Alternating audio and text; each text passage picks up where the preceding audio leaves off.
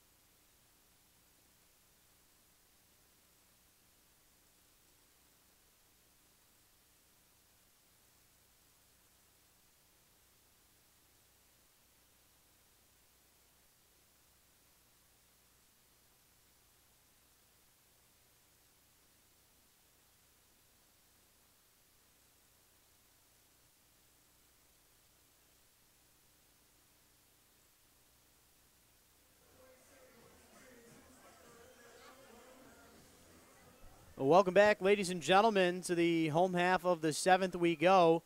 Sorry for any technical difficulties if you had to rejoin here with us, but glad you stuck around for those that have. And as far as this game continues on, Don Warner, the man who had pitched the bottom of the 6th inning for these Eastside Diamond Hoppers, went the 1 inning, allowed the 1 hit, didn't give up any runs. 2 walks and 2 strikeouts, though, for Mr. Warner. He now gives way to Torrey DeShazier. DeShazier in there on the season as we take a look at some of his numbers on the season for these Eastside Diamond Hoppers. DeShazier making his 10th overall relief appearance with 10 innings under his belt. He retires Carter Grote, who had been tough to get out all game long, ends up flying out over there to right field for the first out of this home half of the 7th. Yeah, DeShazier, the 24-year-old out of Pine Bluff, Arkansas. Actually went to Arkansas Baptist, as he looks like he's going to get another easy out here.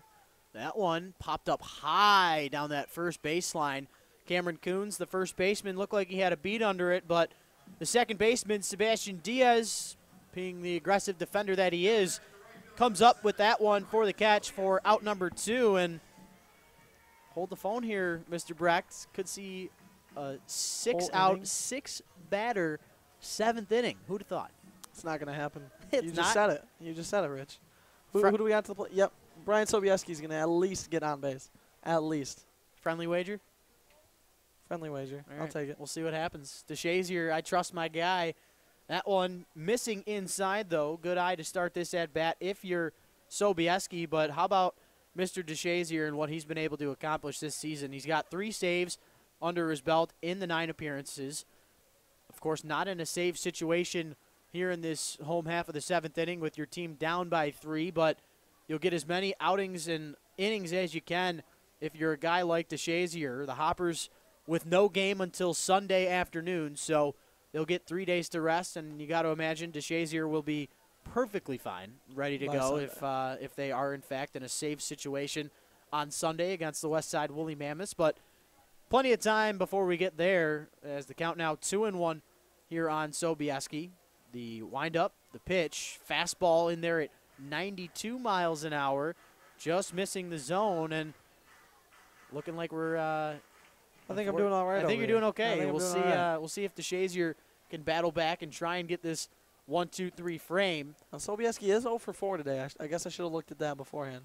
He did reach base safely on that error from McAdams, who you saw get his cage rattled around a little bit there. As he came in to score in the 3rd inning after he reached on a drop 3rd strike, but 2 strikeouts as well as a walk.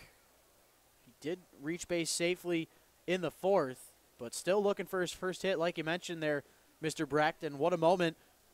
Everything on the line. Payoff pitch. Misses the zone just outside. You see McAdams arguing his case there. It looked like there were 2 pitches in that count against Sobieski that probably could have both been called for strikes, but you saw the frustration from Josh McAdams. It's never good when the catcher and the umpire aren't on the same page, but I think he had a case right there. Yeah, I mean, as much as I was hoping Sobieski would get on there so I could win our friendly wager here, but that one did look like strike 3 called on Sobieski. But we're going to head to Mayola here and see if we can tack on a little more insurance for these Unicorns. So now Colby Mayola stands in. He's had a great start for his debut. On the night, Mayola with the 1 single, the 2 walks, did get recorded via the out 1 time when he had flown out to dead center, and now the home plate umpire looks like he's squeezing him a little bit. Well, that's one thing that's going to happen is you argue a little here, and it doesn't take much. It can be a little bicker back on a called 3rd strike that you thought should have been, but he ended up sending the runner down to first. You're going to start to bicker a little bit, and then if I'm the home plate umpire, I'm gonna squeeze him a little bit. I'm gonna say, hey. I was waiting for your expertise with the umping that you've been doing. Here's the lately. thing. I know I've been talking about my umping a lot, but here's the thing, Rich, is once you get that experience, you can't ever go back. You see the game so differently because and there's just some times where you're never gonna play favoritism out there, but there's some times where you argue a little bit. That ball that might have been a strike, like that one right there, ring them up, Rich. That one was close, but in the end, DeShazier and McAdams get the call that they were looking for. We're through 7 here at Jimmy John's Field on this June the 20th game. Unicorns out in front by 3. You're watching the USPBL YouTube channel.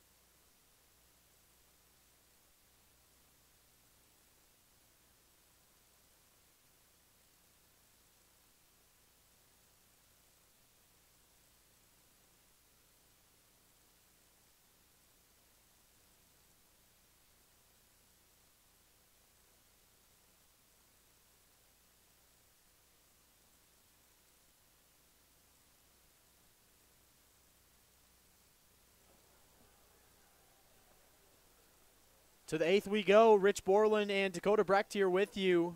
It'll be Watley, Coons, and Lukongo due up here for these Eastside Diamond Hoppers. And a new arm out there on the bump for these Utica Unicorns. On the night for Mr. Jake Mayer. He ends up going the inning, allowing no hits, no runs, no walks, and the one strikeout. Now on the bump, getting his first out recorded on that 0-1 offer, Mr. Chris Dula. Chris Dula, the hard right-handed thrower out of Ferrum, Virginia. Went to Catawba College. Try saying that one 10 times, Rich. Catawba. There's a W in there. I know. Catawba. You didn't say that right. Oh, yeah. I was in North Carolina all last summer working with the High Point Thomasville High Towns, baby. Catawba College had multiple players on that team. The first time you said it with a hard B. Catawba. Catawba. Catawba. All right, now you got me all messed up. Unique New York, big fella. Back to Chris Dula as he just touched 98 on the gun there on that first pitch strike. Lots of talent out of the arm of Dula. Standing at 6'2", 215. He's got some serious talent here.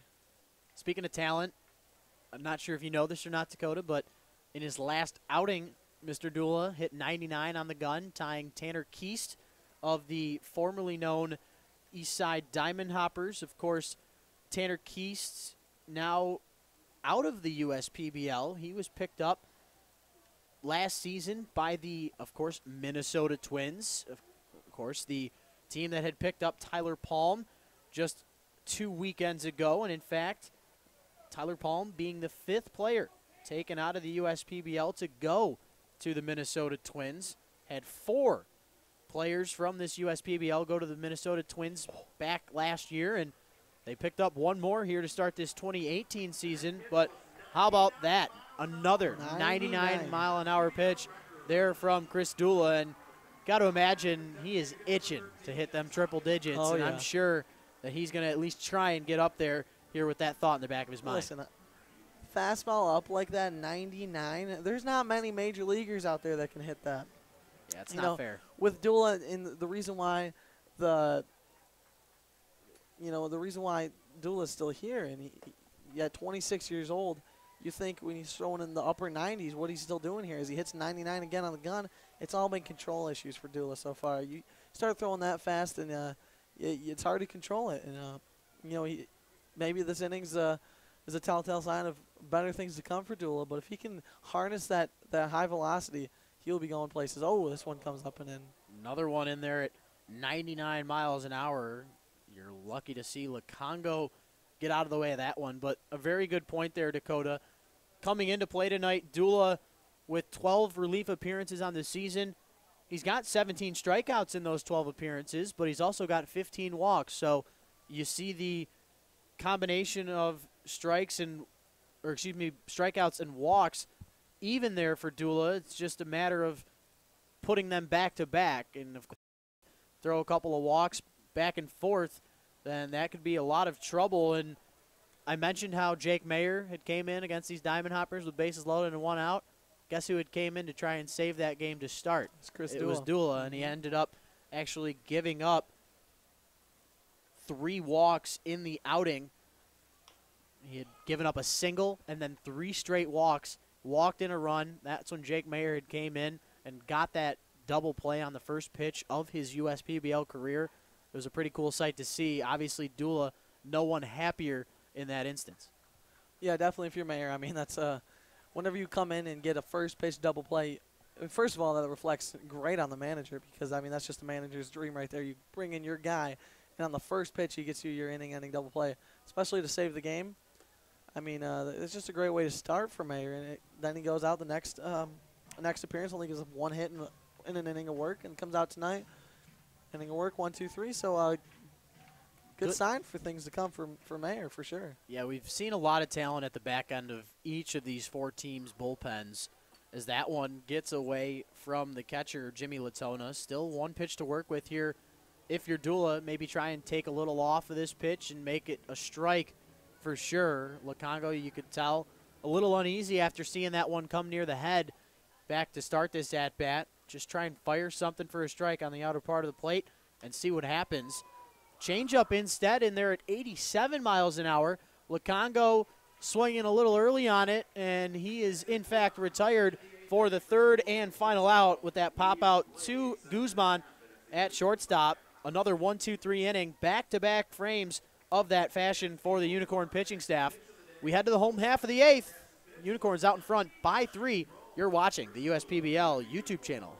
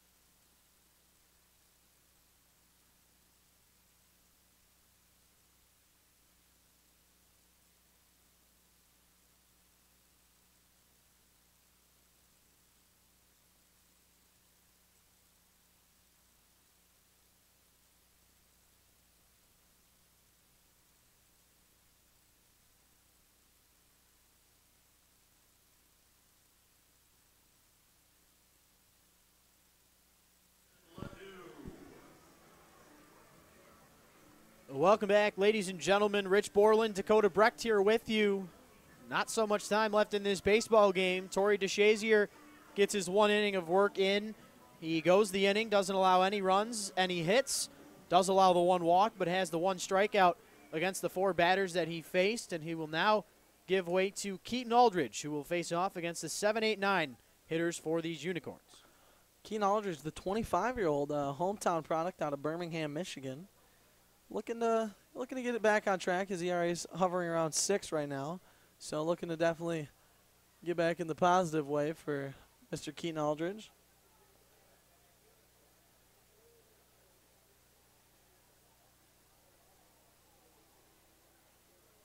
Aldridge in his 9th relief appearance on this season. 9 innings under his belt. Just the 0-1 record, but does have a save on his belt. The 9 hits allowed in the 8 games, but 7 walks to 13 strikeouts. Definitely want to get that 6.00 ERA down. Austin Ledoux standing in here, 1 for 4 on the afternoon, turned into night. He's got the RBI double that drove in Brian Sobieski back in the 3rd inning, but a ground out, a pop out, and a strikeout have him 1 for 4 on the night.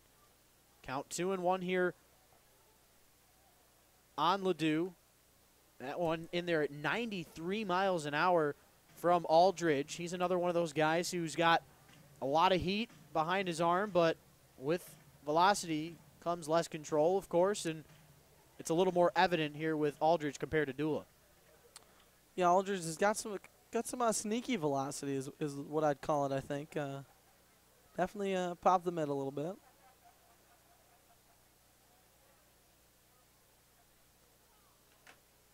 2-2 pitch, fastball looked good, but just off the zone. And how about that eye right there from Ledoux? That pitch was right on the fringe and I'm telling you, eye level too. Oh yeah, I wouldn't even be close. I would have already been back to the bench. But Aldridge pumping that low 90s heat. Let's see if he can record the first out here in this bottom of the 8th inning.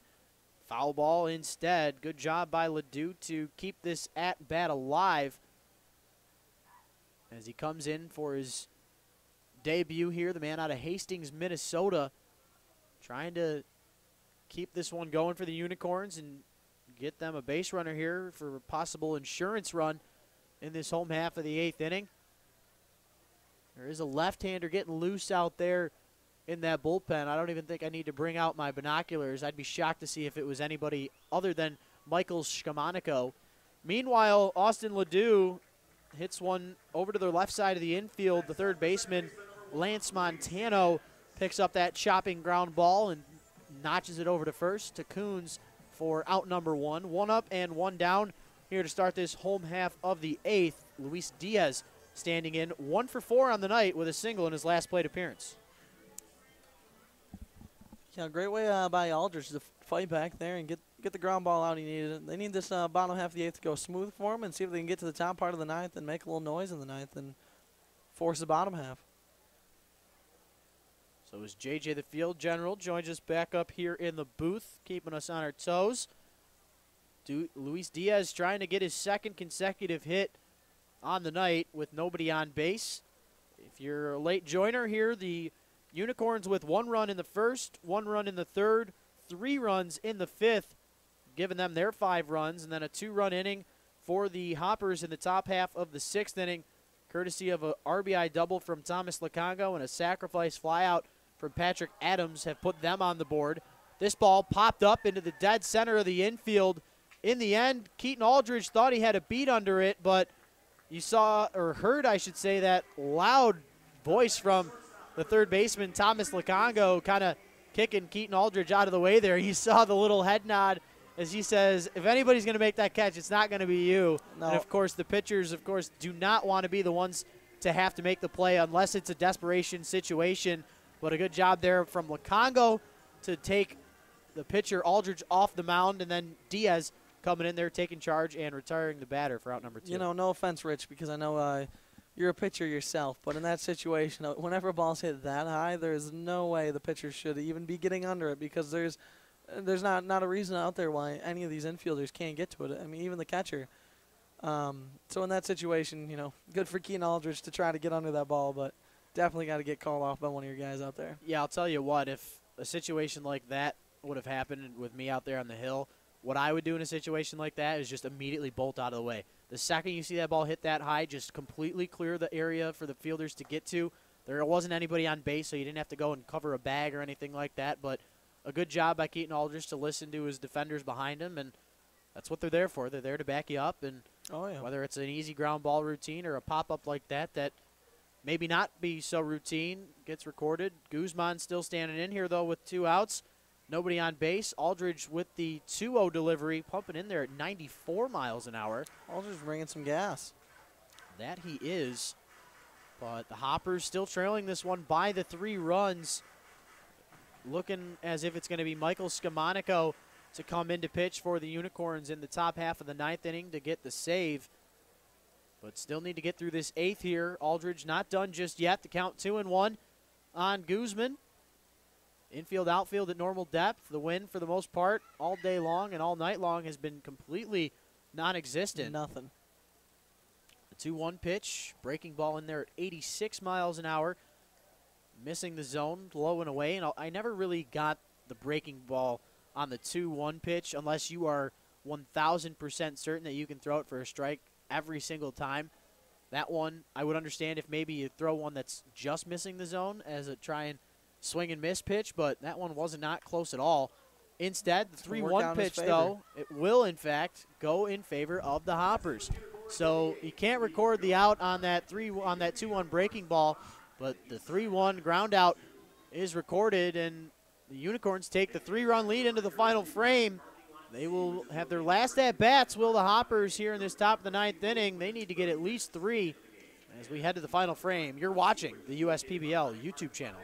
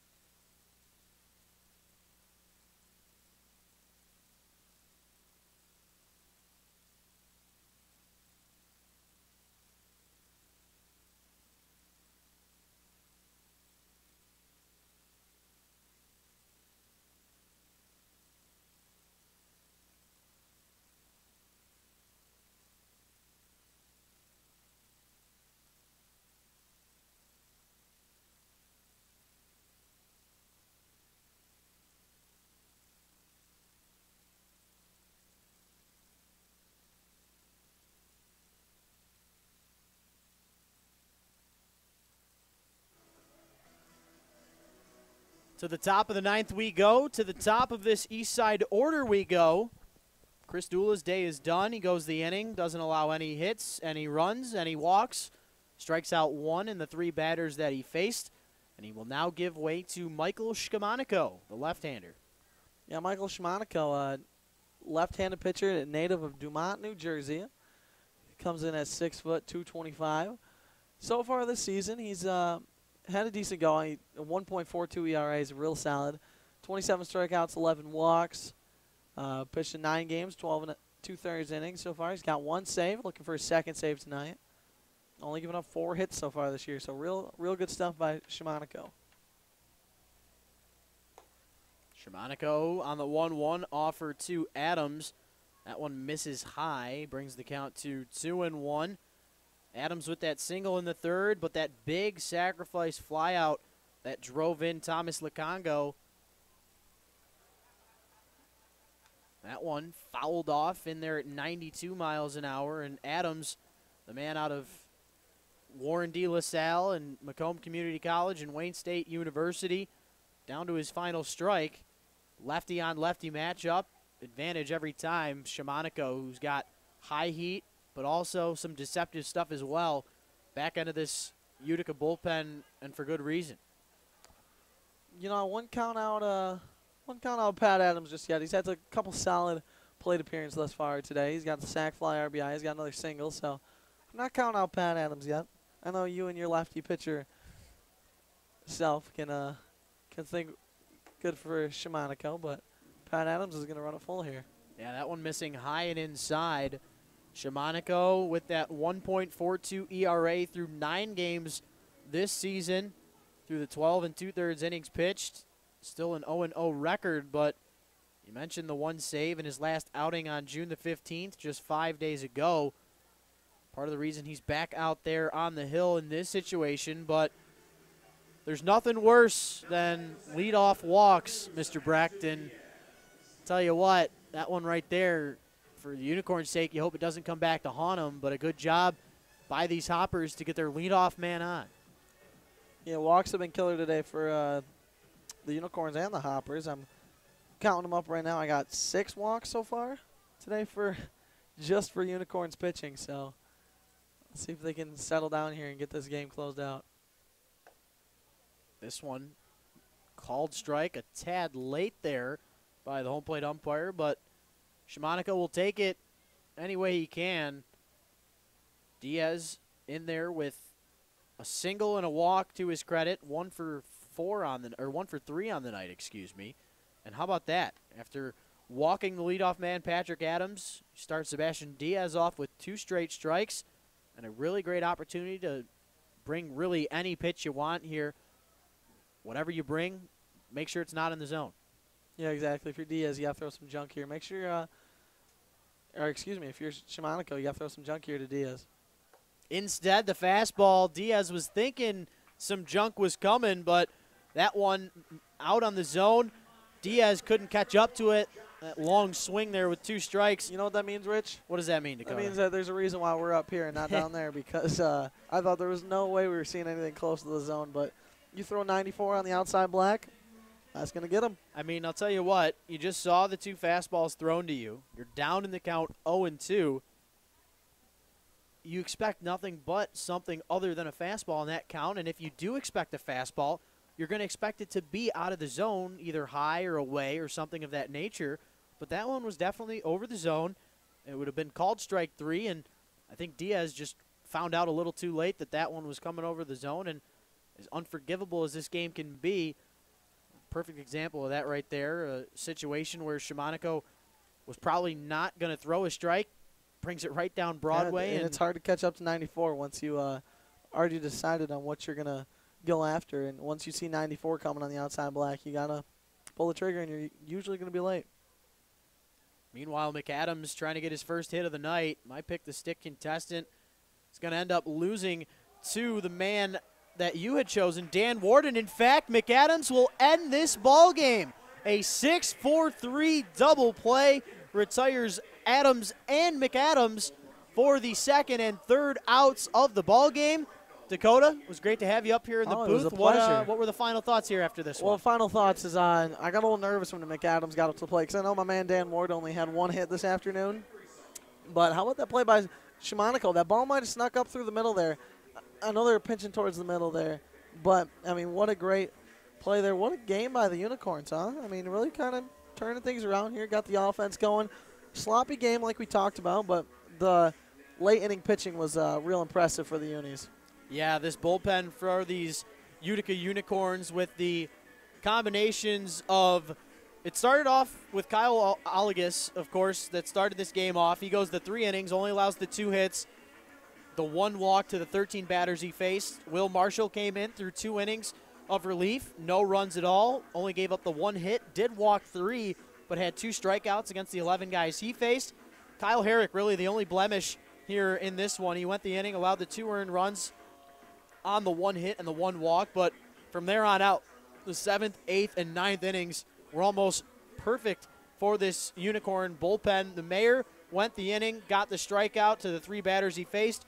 Dula goes the inning, strikes out the 1 batter of the 3 that he faced, and Shimonico with the 1 inning, the 1 strikeout to the 3 batters he faced. The only difference from him compared to Mayer and Dula, he did have the 1 walk, of course, there to Patrick Adams that led off this 9th inning.